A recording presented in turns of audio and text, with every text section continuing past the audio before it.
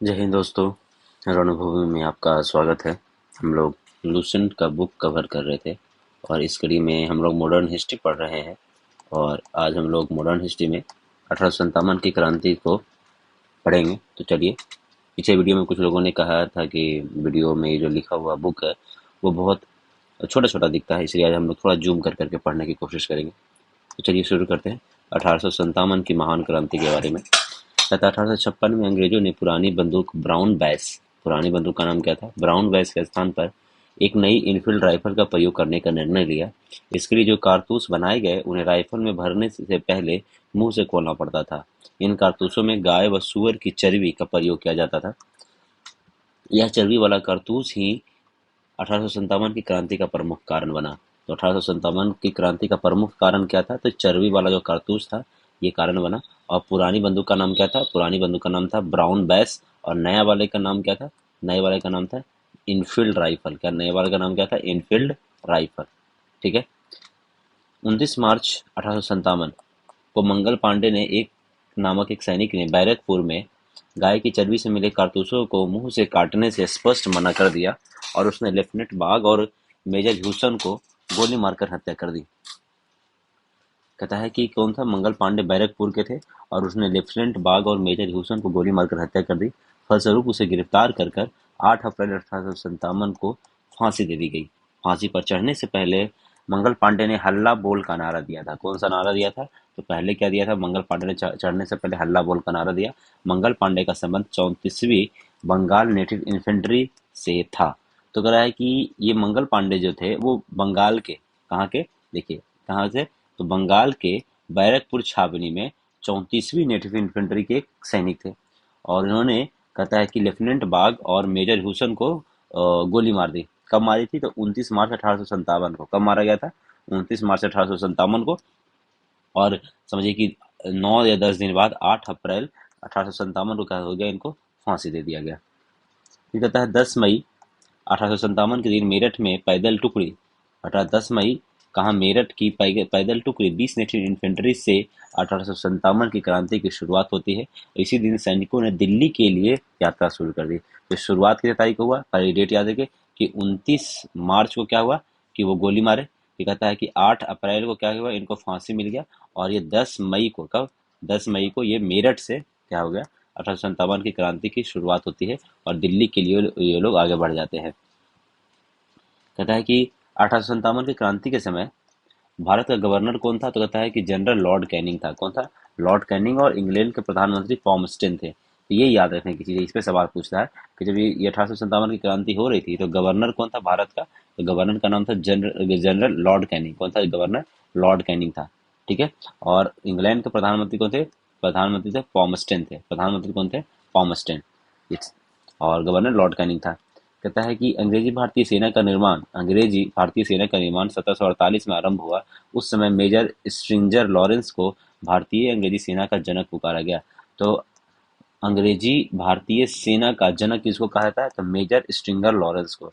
Stringer Lawrence को कहता है कि भारतीय सेना का जनक कहा जाता है। एक कब बनाया गया था? 1748 में बनाया गया था। 1857 के विद्रोह के पश्चात सेना का पूर्ण रूप से पुनर्गठन किया गया, जिसका मुख्य उद्देश्य एक और विद्रोह न होने देना था। इसके लिए स्थापित पील कमीशन की रिपोर्ट पर इसके रिपोर्ट पर पील कमीशन की रिपोर्ट पर सेना में भारतीय सैनिकों की तुलना में यूरोपीय सैनिकों का अनुपात बढ़ाया गया। तो भारतीय सैनिकों से यूरोपीय सैनिकों का अनुपात बढ़ाया गया और उच्च सैनिक पदों पर अब भारतीय की नियुक्ति पूर्ण रूप से प्रतिबंध कर दी गई, जो पहले से ही प्रतिबंधित थी। बंगाल की सेना में यूरोपीय व भारतीय सैनिकों का अनुपात 1/2 रखा गया, जबकि बम्बई और मद्रास में 2:5 रखा गया। तो कहा, इससे क्या समझ में आ रहा है कि बंगाल में ये शुरुआत कहाँ से हुआ था? शुरुआत तो हुआ था बंगाल से। इसीलिए यहाँ का जो कहता है कि और भारतीय यूरोपीय और भारतीय का जो अनुपात है, तो बंगाल में 1/2, 1:1:2 रखा गया। कहाँ? बंगाल में।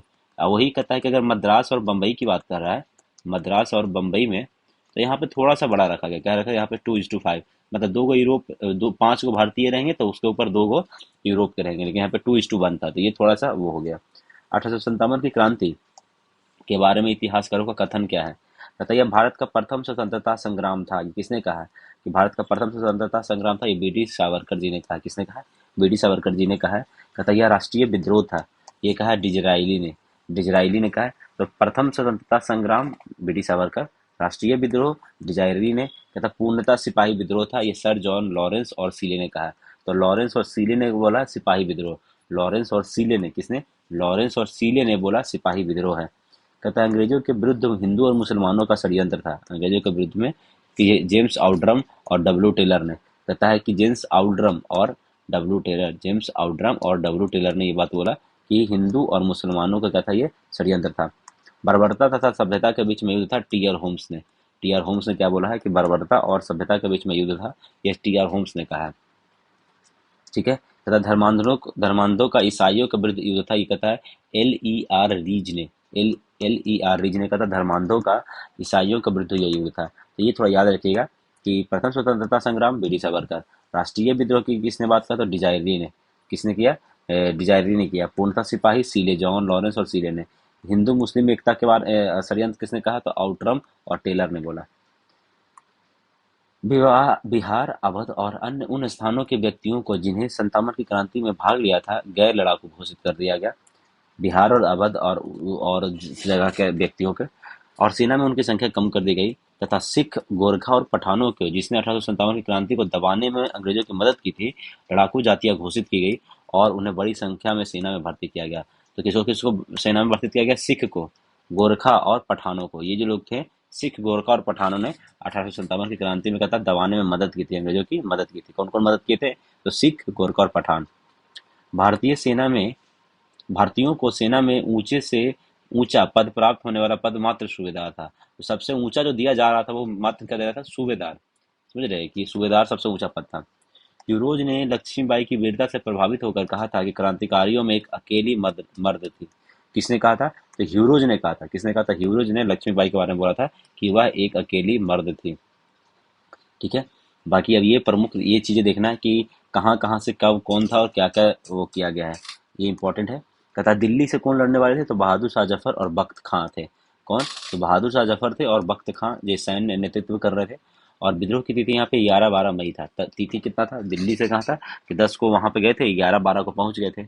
और निकलसन और हडसन कहता है कि दबाने वाला था। कौन था? दिल्ली से निकलसन और हडसन। और विद्रोह दबाने की तिथि का 21 सितंबर 1857 को दबा दिया गया। कानपुर से नाना साहब थे, जिनको धुंधु पंत कहा जाता है। नाना साहब को क्या कहा जाता है? धुंधु पंत। तात्या टोपे थे। तो ये सैन्य नेतृत्व करने वाले थे तात्या टोपे, नाना साहब, धुंधु पंत। ये 5 जून को यहाँ शुरू किया गया। और कानपुर में कैंपबेल ने, कानपुर से कौन दबाया? कैंपबेल ने दबाया 6 सितंबर को। लखनऊ से बेगम हजरत महल थे, मोहम्मदी खातून इनको कहा जाता था। बेगम हजरत महल को मोहम्मदी खातून, 4 जून 1857 में। और कहता है कि लखनऊ में कौन था? कहता है हेनरी लॉरेंस और कैंपबेल। तो कानपुर में और लखनऊ में दोनों जगह कौन था? कैंपबेल था। और यहाँ पे हेनरी लॉरेंस था। लखनऊ में लॉरेंस था, लखनऊ में लॉरेंस, कानपुर में कैंपबेल। ठीक है। मार्च 1858 में दबाया गया। झांसी से रानी लक्ष्मीबाई थी, यहाँ पे कौन था? हीरोज था। और ये जून में शुरू हुआ था और अप्रैल में दबाया गया, अप्रैल 1858 में। इलाहाबाद से लियाकत अली, दबाने वाला कर्नल नील। इलाहाबाद से कर्नल नील। जगदीशपुर से वीर कुंवर सिंह, यहाँ विलियम टेलर और विसेंट आयर था। कौन था? विलियम टेलर और विसेंट आयर। बरेली से कौन है? हडसन। बरेली से कौन है? हडसन। तो होता है कि और इलाहाबाद और फैजाबाद से बरेली से कौन? खान बहादुर खान। और वहां से हडसन। फैजाबाद से मौलवी अहमदुल्ला। फैजाबाद से मौलवी अहमदुल्ला और कर्नल ये नील ने इसको दबाया। तो नील कहाँ कहाँ था? तो नील था इलाहाबाद में और फैजाबाद में।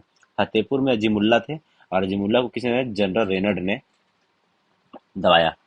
कहता तात्या टोपे का वास्तविक नाम, कहता तात्या टोपे का वास्तविक नाम कहता रामचंद्र पांडुरंग था।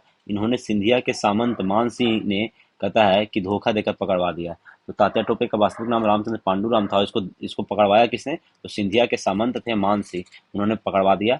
ये 18 अप्रैल 1859 को शिवपुरी में अंग्रेजों द्वारा इन्हें फांसी पर लटका दिया गया।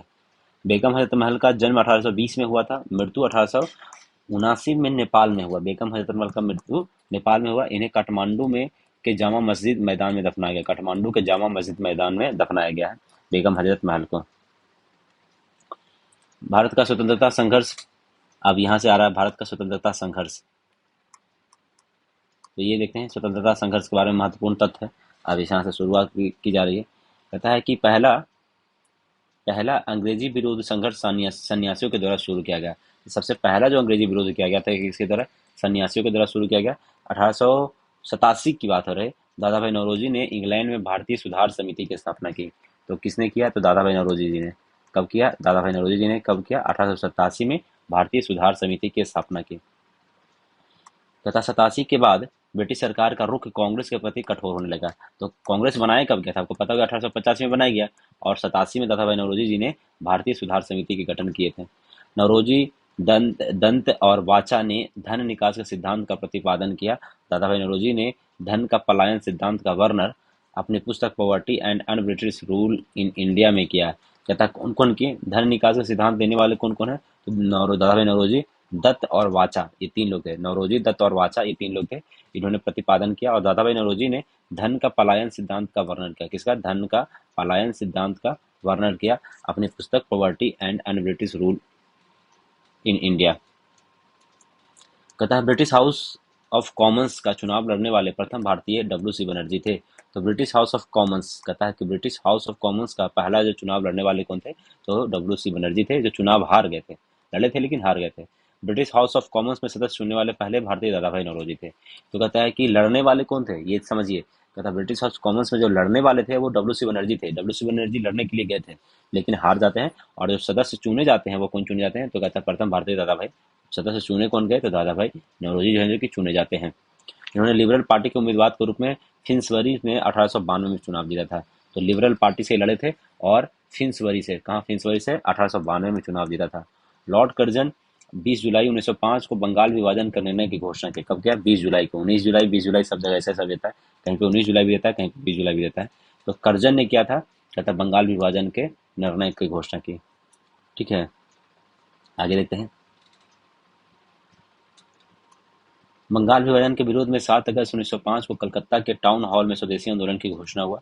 कहता है कहाँ से? 7 अगस्त को कलकत्ता के टाउन हॉल में घोषणा हुआ। बंगाल विभाजन 16 अक्टूबर 1905 को प्रभावी हुआ। घोषणा कब हुआ? एक देखिए, 19 जुलाई या 20 जुलाई को घोषणा हो रहा विभाजन का। ठीक है, और कहता है कि 16 अक्टूबर को क्या होता है? प्रभावी होता है। 16 अक्टूबर को कहता है प्रभावी होता है। ये क्या है? घोषणा है। ठीक है, कहता है कि इस दिन पूरे बंगाल में शोक दिवस के रूप में मनाया गया। कहता है कि पूरे बंगाल में शोक दिवस। रविन्द्रनाथ टैगोर ने रक्षा दिवस मनाने की घोषणा की थी। किसने की थी रक्षा दिवस मनाने की घोषणा? किसने की है? रविन्द्रनाथ टैगोर ने। हिंदू मुस्लिम ने अपनी आपसी एकता प्रदर्शित करने के लिए एक दूसरे के हाथ में धागे बांधे थे, हिंदू मुस्लिम। स्वदेशी आंदोलन में वंदे मातरम, विभाजन नहीं चाहिए और बंगाल एक है नारे लगाए गए। तो कौन कौन नारे लगाए? वंदे मातरम, विभाजन नहीं चाहिए और बंगाल एक है नारे लगाए गए। स्वदेशी आंदोलन का विचार सर्वप्रथम कृष्ण कुमार मित्र के पत्र संजीवनी में 1905 में प्रस्तुत किया गया था। तो कहता है कि जो स्वदेशी आंदोलन जो शुरू किया गया, इसका जो विचार किसके मन में आया था? तो कहता है कृष्ण कुमार मित्र के मन में आया था। कृष्ण कुमार मित्र के मन में आया था, जिनकी पत्र क्या थे, का नाम था संजीवनी था, जो कि 1905 में प्रस्तुत की गई। तो संजीवनी, संजीवनी कहता है कि 1905 में आया था। किसका आया था? तो इनका कौन था? कृष्ण कुमार मित्र का। कृष्ण कुमार मित्र का पत्रिका था। आंध्र के डेल्टा इलाकों में स्वदेशी आंदोलन को वंदे मातरम आंदोलन के नाम से जाना जाता था। कहाँ? आंध्र प्रदेश के डेल्टा क्षेत्र इलाकों में स्वदेशी आंदोलन को वंदे मातरम के आंदोलन से नाम से जाना जाता था। स्वदेशी आंदोलन का दिल्ली में नेतृत्व, स्वदेशी आंदोलन का दिल्ली में नेतृत्व सैयद हैदर राजा, मद्रास में चिदम्बरम पिल्ले, पूना और मुंबई में तिलक और बंगाल में लाला लाजपत राय कर रहे थे। तो ये 2-3 सवाल जो याद रखिएगा, ये पूछा गया था अभी सवाल कि आंध्र प्रदेश में स्वदेशी आंदोलन को वंदे मातरम आंदोलन के नाम से जाना जाता था। और कहता दिल्ली से कौन थे? सैयद हैदर राजा। दिल्ली से कौन थे? सैयद हैदर राजा। मद्रास से चिदम्बरम पिल्ले थे। और पूना मुंबई से कौन थे? तिलक जी थे। पंजाब से कौन थे? लाला लाजपत राय थे। स्वदेशी आंदोलन के दौरान निकाले गए प्रमुख समाचार पत्र कौन कौन है? तो वंदे मातरम आया था स्वदेशी आंदोलन के समय। वंदे मातरम ये अंग्रेजी भाषा का समाचार पत्र है। यह अखबार अरविंद घोष के द्वारा निकाला गया। तो वंदे मातरम कौन निकाले थे? तो अरविंद घोष के द्वारा। युगांतर था, ये बंगाल में प्रकाशित समाचार पत्र, कहता है क्रांतिकारी विचारधारा के प्रचार के लिए प्रसिद्ध था। तो युगांतर था। द बंगाली या सुरेंद्र नाथ बनर्जी द्वारा प्रकाशित किया गया था। अमृत बाजार पत्रिका ये शिशिर कुमार घोष और मोतीलाल घोष के द्वारा प्रकाशित किया गया था। संध्या, इसका प्रकाशन वीरेंद्र कुमार घोष ने किया था। तो कहा जा रहा है कि पहले तो है कि समाचार पत्र कौन कौन थे वो समझिए। एक वंदे भारत था, ये किस भाषा में था? अंग्रेजी भाषा में था। और किसने वंदे भारत को किसने निकाला? अरविंद घोष ने निकाला। तो वंदे भारत कौन है? अरविंद घोष के द्वारा। युगांतर कहाँ निकाला गया? तो बंगाल से निकाला गया था युगांतर। द बंगाली किसके द्वारा निकाला गया था? तो बंगाली सुरेंद्र नाथ बनर्जी के द्वारा निकाला गया था। किसके द्वारा निकाला गया था? बंगाली जो है वो सुरेंद्र नाथ बनर्जी के द्वारा। अमृत बाजार पत्रिका की बात करें तो अमृत बाजार सुशील कुमार घोष और मोतीलाल घोष के द्वारा निकाला गया। संध्या किसके द्वारा निकाला गया? तो वारिंद्र कुमार घोष के द्वारा संध्या निकाला गया। 1906 में कलकत्ता में हुए कांग्रेस के अधिवेशन की अध्यक्षता, 6 में जो कलकत्ता में अधिवेशन हुआ उसकी अध्यक्षता दादा भाई नौरोजी ने पहली बार स्वराज की मांग की। जब ये विभाजन है तो 1905 का कहाँ पे अधिवेशन हुआ था? तो 1905 में बनारस का अधिवेशन हुआ था। 1905 में बनारस अधिवेशन हुआ था, ये भी याद रखिएगा, पूछता है। ठीक है। कहता है कि फिर जब 1906 में जब ये कलकत्ता में अधिवेशन हुआ और इसके दादा भाई नौरोजी थे वो यहाँ इसमें शायद गोपाल कृष्ण गोखले थे, गोपाल कृष्ण गोखले। ठीक है। कहता है कि पहली बार स्वराज की मांग की। तो पहली बार स्वराज की मांग कब हुआ कांग्रेस की तरफ से? कांग्रेस की तरफ से पहली बार स्वराज की मांग 1906 में हुआ दादा भाई नौरोजी की अध्यक्षता में। स्वराज शब्द का पहली बार प्रयोग कहता है कि स्वामी दयानंद सरस्वती ने किया था। अगर स्वराज शब्द का पहली बार प्रयोग किसने किया था? स्वामी दयानंद सरस्वती ने किया था। किसने किया था? स्वामी दयानंद सरस्वती ने किया था। स्वदेशी आंदोलन चलाने के तरीके को लेकर कांग्रेस 1907 में सूरत अधिवेशन के उग्रवादी तथा स्वदेशी आंदोलन चलाने के तरीके को लेकर कांग्रेस 1907 में सूरत अधिवेशन में उग्रवादी और उदारवादी नामक दो दलों में विभाजित हो गया और इस सम्मेलन की अध्यक्षता रास बिहारी बोस ने की थी। कहता है कि अब जो स्वदेशी आंदोलन चलाना कैसे है उसके लिए क्या हो गया था कि ये जो कांग्रेस है वो दो भाग में टूट गया। कब टूटा? 1907 में। 1907 का सूरत का अधिवेशन में कहता है कि गरम दल और नरम दल में क्या हो गया कि टूट गया। और इसकी अध्यक्षता कौन करते थे? तो रास बिहारी बोस अध्यक्षता कर रहे थे। तथा स्वदेशी आंदोलन के अवसर पर ही रविन्द्रनाथ ठाकुर ने अपना प्रसिद्ध गीत अमार सोनार बंगला लिखा और बाद में यह गीत बांग्लादेश का राष्ट्रीय गीत बना। तो ये अमार सोनार बंगला स्वदेशी आंदोलन के दौरान में रविन्द्रनाथ ठाकुर के द्वारा लिखा गया था। स्वदेशी आंदोलन के प्रचार प्रसार के लिए अश्विनी कुमार दत्ता ने बारिसल में स्वदेशी बांधव समिति की स्थापना की थी। स्वदेशी आंदोलन के प्रचार के लिए कहता है कि प्रचार के लिए कौन? अश्विनी कुमार दत्ता ने बारिसल में स्वदेशी बांधव समिति की स्थापना की। किसकी? स्वदेशी बांधव समिति की क्या की? स्थापना की। 1893 का वर्ष एक परिवर्तन बिंदु, 1893 की बात हो रहा है। कहता 1893 में स्वामी विवेकानंद जिनकी जन्म 1863 में हुआ था और मृत्यु 1902 में हुआ है, स्वामी विवेकानंद अमेरिका के शिकागो के नगर पहुंचे और वहां पर सितंबर 1893 में वहां पर हो रहे सर्वधर्म सम्मेलन के पहले दिन ही 2 मिनट बोलने का समय दिया गया था। पहले दिन जैसे ही अपने वक्तव्य का संबोधन अमेरिका के भाइयों और बहनों से शुरू किया, तालियां की गड़गड़ाहट ने न केवल उन्हें बल्कि भारत के विश्व के सर्वोच्च देशों में लाकर खड़ा कर दिया और उन्हें तूफानी हिंदू कहा जाने लगा। तो ये समझिए कि ये जो अमेरिका के शिकागो सम्मेलन कब हुआ था? 1993 सितंबर 1993 में हुआ था। स्वामी विवेकानंद जी गए थे और उनकी जन्म कब हुई? 1863 में हुआ था।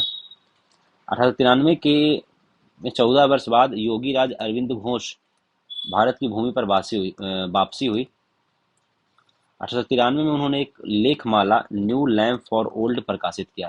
कहता है कि अरविंद घोष जी ने कहता है कि भारत भूमि पर वापसी हुई इनकी और 1893 में इन्होंने एक लेखमाला न्यू लैम्प फॉर ओल्ड, कहता न्यू लैम्प फॉर ओल्ड किसका प्रकाशन है? तो ये कहता है कि योगीराज अरविंद घोष का है। कहता है कि 1893 में ही एनी बेसेंट भारत आई थी। तो एनी बेसेंट कब? 1893 में एनी बेसेंट भारत आई थी। वह वाराणसी के शहर में रहने लगी थी। उन्होंने भारतीयों से कहा कि मैं हृदय से तुम्हारे साथ हूँ और संस्कृति से भी मैं तुम्ही लोगों में से एक हूँ। ये एनी बेसेंट कहाँ आई थी? तो 1893 में भारत आई थी। तो भारत कब आई? तो 1893 में ही आई थी एनी बेसेंट और वाराणसी के शहर में रह रही थी। 1893 में महात्मा गांधी अब्दुल्ला सेठ नामक व्यापारी के मुकदमा लड़ने के लिए दक्षिण अफ्रीका गए थे। तो जो अब्दुल्ला सेठ है इसका व्यापारी का मुकदमा लड़ने के लिए दक्षिण अफ्रीका कब गए थे? तो ये 1893 में ही गए थे महात्मा गांधी जी। क्रांतिकारी गतिविधियों की दृष्टि से 1893 का वर्ष महत्वपूर्ण है।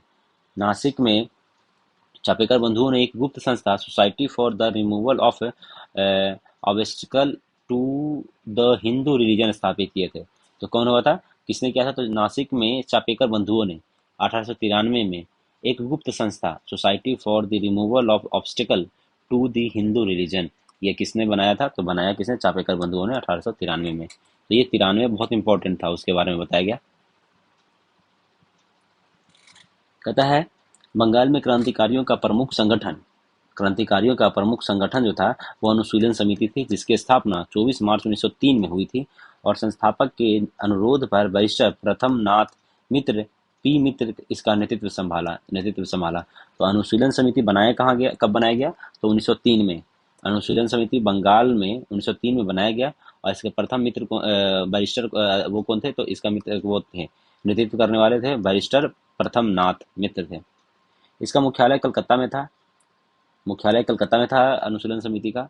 इसके प्रथम कार्यकारिणी में 5 सदस्य थे। प्रथम कार्यकारिणी में कितने थे? 5 सदस्य थे। प्रथम नाथ मित्र थे अध्यक्ष, चितरंजन दास थे, अरविंद घोष थे उपाध्यक्ष, सुरेंद्र नाथ ठाकुर थे कोषाध्यक्ष और सिस्टर निवेदिता कार्यकारिणी की सदस्यता थी। 1906 में अनुशीलन समिति का पहला सम्मेलन कोलकाता में हुआ था। अगर ये बनाया कब गया? 1903 में बनाया गया और 1906 में क्या हुआ कि पहला सम्मेलन हुआ। कहाँ हुआ? कोलकाता में हुआ। अनुशीलन समिति का मुख्य उद्देश्य था खून का बदला खून।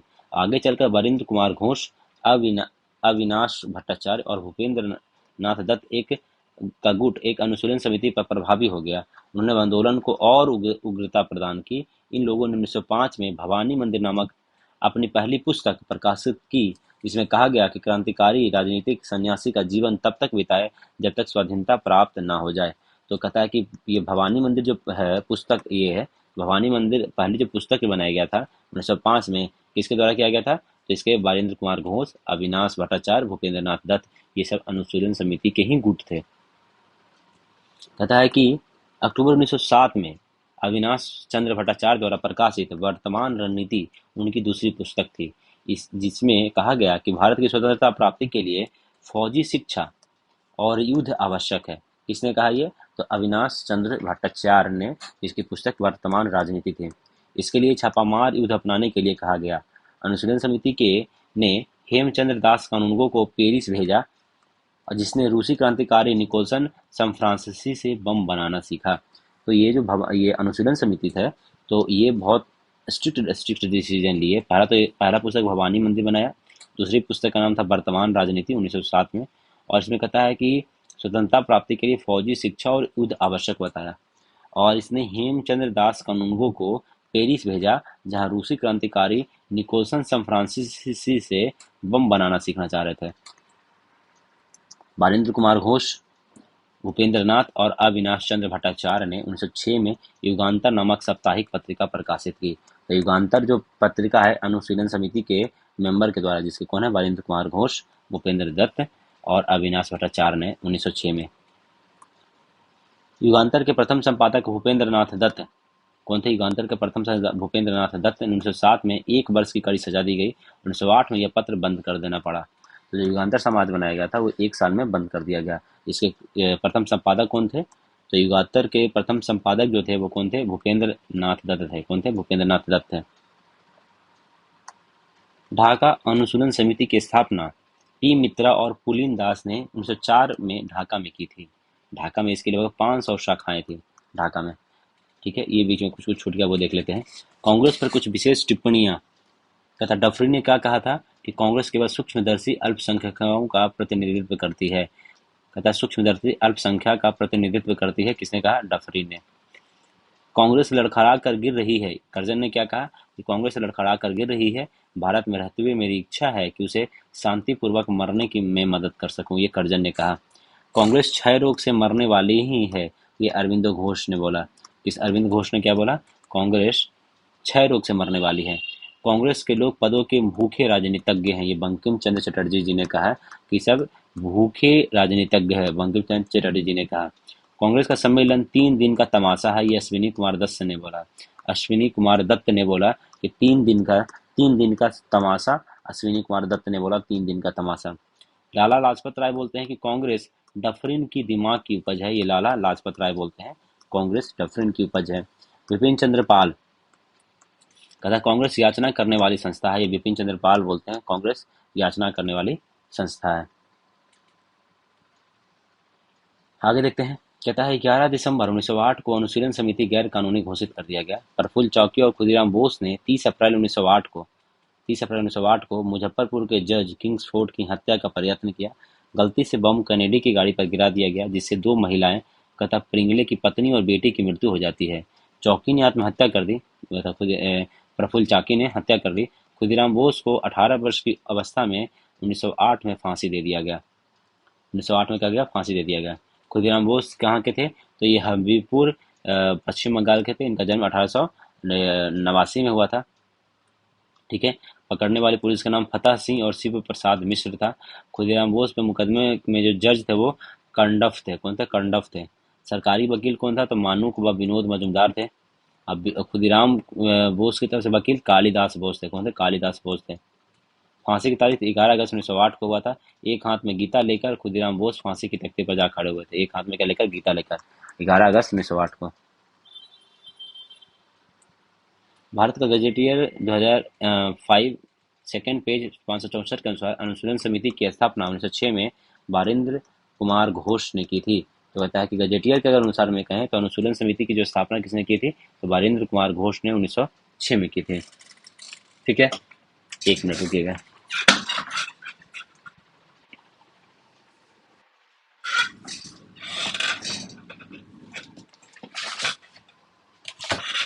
इसके बारे में थोड़ा हम आपको और बता दें।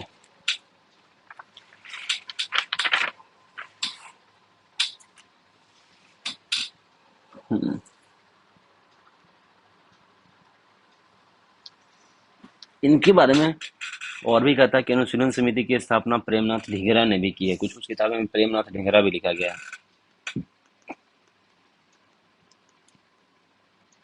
अनुशीलन समिति के बारे में प्रेमनाथ ढींगरा के बारे में लिखा जाता है। ठीक है। और पटना में इसकी स्थापना की बात कर दें, अगर पटना में बात कर ले तो ये पटना में 1913 में सचिंद्र नाथ सान्याल ने किसने किया था, सचिंद्र नाथ सान्याल ने पटना में 1913 में इन्होंने किया था। ठीक है।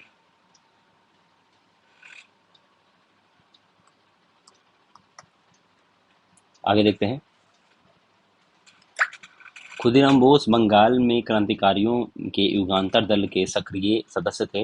युगांतर दल के नेता बारिंद्र कुमार घोष थे। तो जो युगांतर दल जो है इसके नेता कौन थे, तो बारिंद्र कुमार घोष थे। ये आता है अलीपुर षड्यंत्र केस। होता है कि 18 मई 1908 को कलकत्ता की अलीपुर अदालत में 31 व्यक्तियों को अवैध शस्त्र रखने के कारण पेश किया गया। इन व्यक्तियों को अवैध शस्त्र रखने के कारण गिरफ्तार किया गया था। अलीपुर षड्यंत्र कब हुआ, 1908 में। कहता है कि 19 अगस्त 1908 को 30 आमदियों को सेशन जज के सुपुर्द किया गया और 7 सितंबर 1908 को 7 और आदमियों को इस मुकदमे में शामिल किया गया। यह मुकदमा अलीपुर केस के नाम से प्रसिद्ध है। इस केस में सरकारी गवाह नरेंद्र नाथ गोसाई को अलीपुर में सत्येंद्र नाथ घोष व कन्हई लाल दत्त ने गोली मार दी। तो ये नरेंद्र नाथ गोसाई, तो बात ये हुआ कि अलीपुर में जो ये 31 लोगों को अवैध शस्त्र रखने का जो केस चलाया गया, एक सरकारी गवाह कौन बने थे, नरेंद्र नाथ गोसाई। तो इसको अलीपुर जेल में सत्येंद्र नाथ घोष और कन्हई लाल दत्त ने गोली मार दी।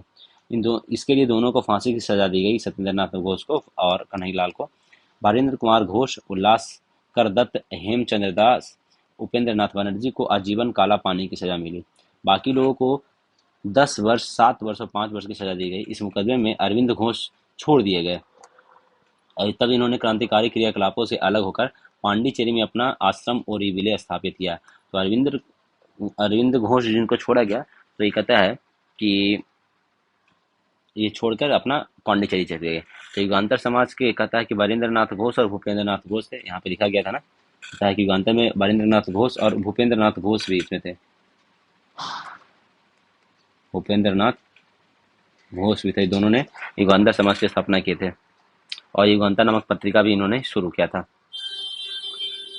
महाराष्ट्र में बी.डी. सावरकर जिनको बोलते हैं कि विनय दामोदर सावरकर 1904 में अभिनव भारत नामक संस्था बनाई थी।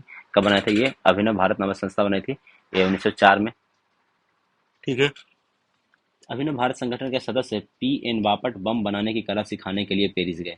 कहता है अभिनव भारत के एक सदस्य कौन थे, तो कहता पी.एन. बापट, वो बम बनाने के लिए सीखने के लिए कहाँ गए, पेरिस गए थे। कहता बी.डी. सावरकर के बड़े भाई गणेश सावरकर ने देशभक्ति से कहता है कि से पूर्ण कुछ कविताओं की रचना की थी, जिस कारण नासिक के जज जैक्सन ने उन पर राजद्रोह का आरोप लगाकर 8 जून को आजीवन निर्वासन का दंड दे दिया। इस सजा को सर्वथा अनुचित मानकर अभिनव भारत ने अभिनव भारत ने जैक्सन से बदला लेने के लिए विचार किया। तो कहता है कि बी डी सावरकर जी ने, कहता है बी डी सावरकर जी ने अभिनव भारत बनाया पहले। अभिनव भारत 1904 में बनाया गया बी डी सावरकर के द्वारा। ठीक है। अब पहले इसी को मित्र मेला भी कहा जाता था, और इसी को 1901 में कहता है कि मित्र मेला आगे जाके अभिनव भारत बन गया। तो ये इसको पहले क्या था, पहले मित्र मेला बोला जाता था। ठीक है। तो जैक्सन के विदाई समारोह में 21 दिसंबर 1909 की रात को नासिक में विजयानंद थिएटर में एक मराठी नाटक शारदा का मंचन हो रहा था। ज्यों ही जैक्सन इसे देखने के लिए फाटक पर पहुंचा, अनंत लक्ष्मण कन्हारे ने उन्हें गोली मार दी। जैक्सन की हत्या का अभियोग में अनंत लक्ष्मण कन्हारे, कृष्ण गोपाल कर्वे और विनायक नारायण देशपांडे को फांसी की सजा दी गई। ठीक है। तो ये अभिनव भारत से ये कौन थे, जैक्सन से बदला लेने के लिए इन लोगों ने किया। बाल गंगाधर तिलक का जन्म 23 जुलाई 1856 में महाराष्ट्र के रत्नागिरी में हुआ था। 1881 में उन्होंने साप्ताहिक पत्र मराठा अंग्रेजी में और दैनिक पत्र केसरी मराठा नामक 2 पत्रों का नवजागरण प्रारंभ किया। तिलक ने 1893 में गणपति और 95 में शिवाजी महोत्सव मनाना शुरू किया।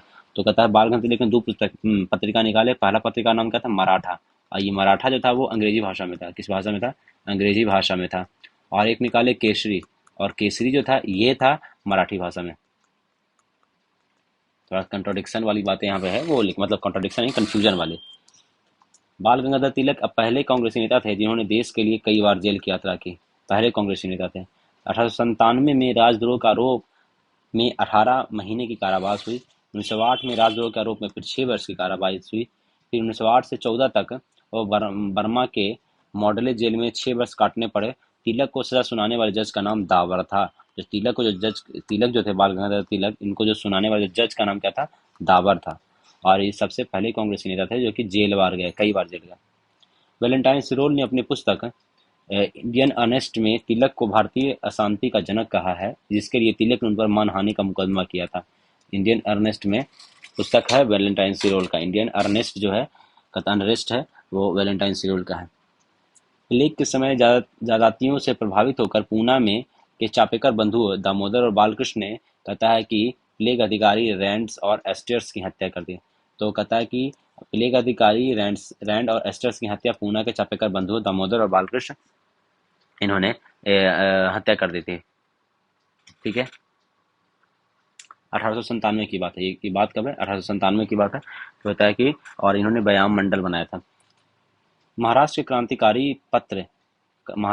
क्रांतिकारी पत्र काल का संपादन परांजपे ने किया है।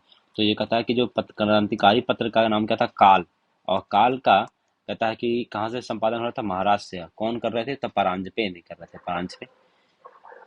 1905 में लंदन में श्यामजी कृष्ण वर्मा ने इंडियन होम रूल सोसाइटी की स्थापना की। 1905 में श्यामजी कृष्ण वर्मा ने, कहता है कि होम रूल की। श्यामजी कृष्ण वर्मा को क्रांतिकारियों का पिता भी कहा जाता है। तो कहता है कि जो इंडियन होम रूल सोसाइटी की स्थापना कहाँ किया गया, लंदन में। कब किया गया, 1905 में। किसने किया, श्यामजी कृष्ण वर्मा ने किया। और श्यामजी कृष्ण वर्मा को क्रांतिकारियों का पिता कहा जाता है। रवींद्रनाथ टैगोर ने 1906 में Indian society of oriental arts की स्थापना की, जिसे प्राचीन भारतीय कला और संस्कृति का संरक्षण और विकास हुआ। तो और इन्होंने, रवींद्रनाथ टैगोर ने ही भारत माता का चित्र बनाया है, ये याद रखिएगा। भारत माता का चित्र किसने बनाया था, तो रवींद्रनाथ टैगोर ने। ये बीपीएससी का सवाल है, ये बीपीएससी में था, बीपीएससी शायद एएसओ का सवाल था। तो कहता है कि 1906 में, बात कब की हो रही है, 1906 की बात हो रही है। इसमें Indian society of oriental arts की स्थापना किसने किया, तो रवींद्रनाथ टैगोर ने किया है, जिसे प्राचीन भारतीय कला और संस्कृति का संरक्षण एवं विकास हुआ। न्यू इंडिया नामक अंग्रेजी साप्ताहिक पत्र का साप्ताहिक समाचार पत्र एवं 1906 में वंदे मातरम नामक समाचार पत्र बिपिन चंद्र पाल ने निकाला। तो कहता है कि न्यू इंडिया किसकी समाचार पत्रिका है, तो बिपिन चंद्र पाल की है। न्यू इंडिया बिपिन चंद्र पाल की है। ये अंग्रेजी साप्ताहिक पत्रिका है, अंग्रेजी भाषा में था न्यू इंडिया। और वंदे मातरम भी किसका है, तो बिपिन चंद्र पाल का ही है वंदे मातरम। ये भी 1906 में निकाला गया। 30 सितंबर 1906 को ढाका के नवाब सलीमुल्लाह खां के निमंत्रण पर सम्मेलन हुआ था। नवाब कहता बकारुल मुल्क इसके अध्यक्ष थे। नवाब इसके बकारुल मुल्क कौन थे, इसके अध्यक्ष थे। इस सम्मेलन में अखिल भारतीय मुस्लिम लीग का उदय हुआ। किसमें हुआ? अखिल भारतीय मुस्लिम लीग का उदय हुआ, जिसका मुख्यालय लखनऊ में था। लीग का संविधान 1907 में कराची में बना और इस संविधान के अनुसार प्रथम अधिवेशन 1908 में अमृतसर में हुआ, जिसकी अध्यक्षता सैयद इमाम ने की। इस अधिवेशन में आंगा खां को मुस्लिम लीग का अध्यक्ष बनाया गया। किसका बनाया गया? आंगा खां को मुस्लिम लीग का अध्यक्ष बनाया गया।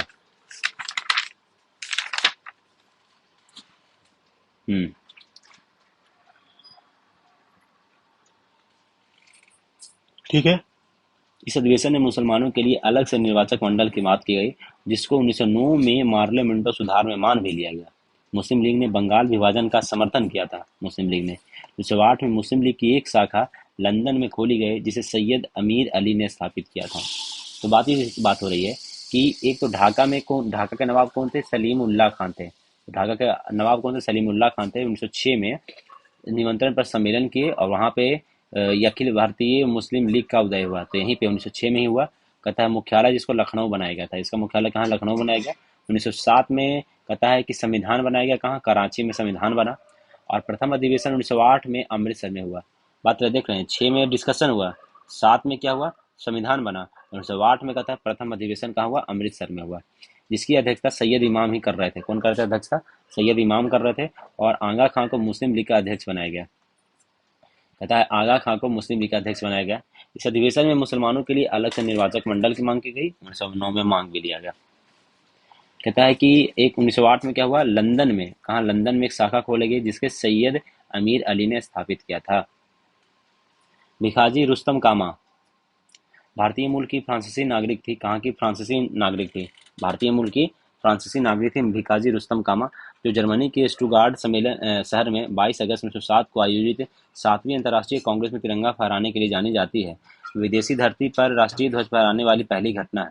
इनके माता पिता पारसी थे। इन्होंने दादा भाई नौरोजी के निजी सचिव के रूप में भी काम किया था। तो मैडम रुस्तम कामा जो है वो कौन सी नागरिक थी? तो फ्रांसीसी नागरिक थी। और जर्मनी के स्टुगार्ट सम्मेलन में, ये क्या 7वीं अंतर्राष्ट्रीय सम्मेलन में कहता है कि झंडा फहराई थी। 1 जुलाई 1909 को मदन लाल ढींगरा ने विलियम कर्जन वाइली को गोली मारकर हत्या कर दी। मदन लाल ढींगरा ने विलियम कर्जन वाइली को गोली मारकर हत्या कर दी।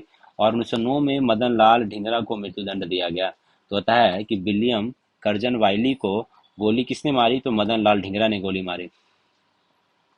1910 में यूएसए के सिएटल में यूनाइटेड इंडिया हाउस की स्थापना होता है। कब होता है? 1910 में। कहता है कि तारकनाथ दास और जीडी कुमार ने की थी।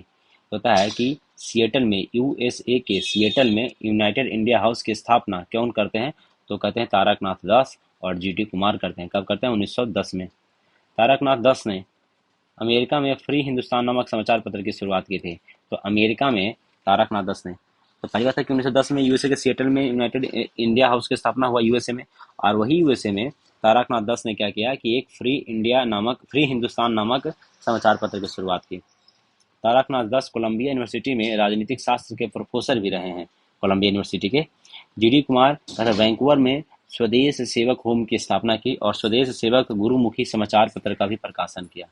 तो ये जो पहले तो समझिए कि ये जीडी कुमार जो थे वो स्वदेश सेवक होम की स्थापना भी करते हैं और इस गुरुमुखी समाचार पत्र, स्वदेश सेवक गुरुमुखी समाचार पत्र का प्रकाशन भी करते हैं।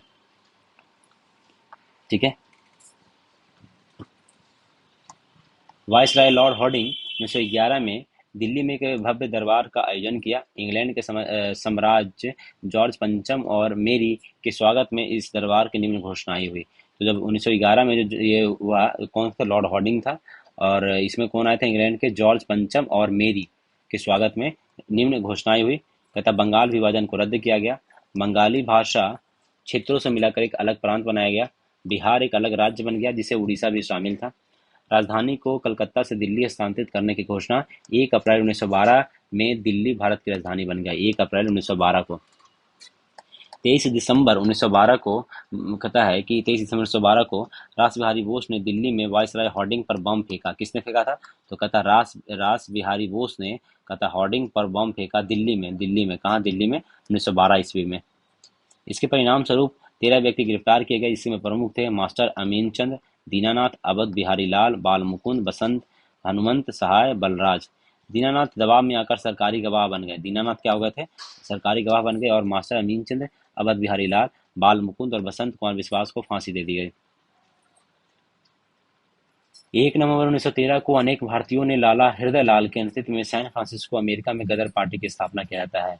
तो गदर पार्टी कब बनाया जाता है? तो 1913 में बनता है। और लाला हृदय लाल बनाते हैं कहाँ? सैन फ्रांसिस्को अमेरिका में। सोहन सिंह भाखना इसके प्रथम अध्यक्ष, लाला हृदय लाल इसके प्रथम मंत्री, कांशीराम कोषाध्यक्ष चुने जाते हैं। तो जब ये गदर पार्टी बनता है तो इसके सोहन सिंह भाखना क्या बनते हैं? प्रथम अध्यक्ष बन जाते हैं। और लाला हृदय लाल प्रथम मंत्री बनते हैं और कांशीराम को कोषाध्यक्ष चुना जाता है। 1 नवंबर 1913 को गदर अखबार का पहला अंक प्रकाशित होता है। 1 नवंबर 1913 में, जो कि किस भाषा में था? कहता है कि उर्दू में था। तो गदर अखबार, इसको पंजाबी मत समझ लीजिएगा, किस भाषा में था? उर्दू भाषा में था। कहता है 9 दिसंबर 1913 को यह गुरुमुखी में छपने लगा और इसके प्रत्येक अंक के पहले पृष्ठ पर छपता था कि अंग्रेजी राज का कच्चा चिट्ठा। अंग्रेजी राज का कच्चा चिट्ठा किस में छपता था? तो ये जो गदर अखबार है उसमें ये छापा जाता था कि अंग्रेजी राज का कच्चा चिट्ठा। तो आज के लिए इतना ही रखते हैं, बाकी कल इसको शुरुआत करेंगे आगे का भी। डेली इसको कैसे करके कंप्लीट कर लिया जाएगा।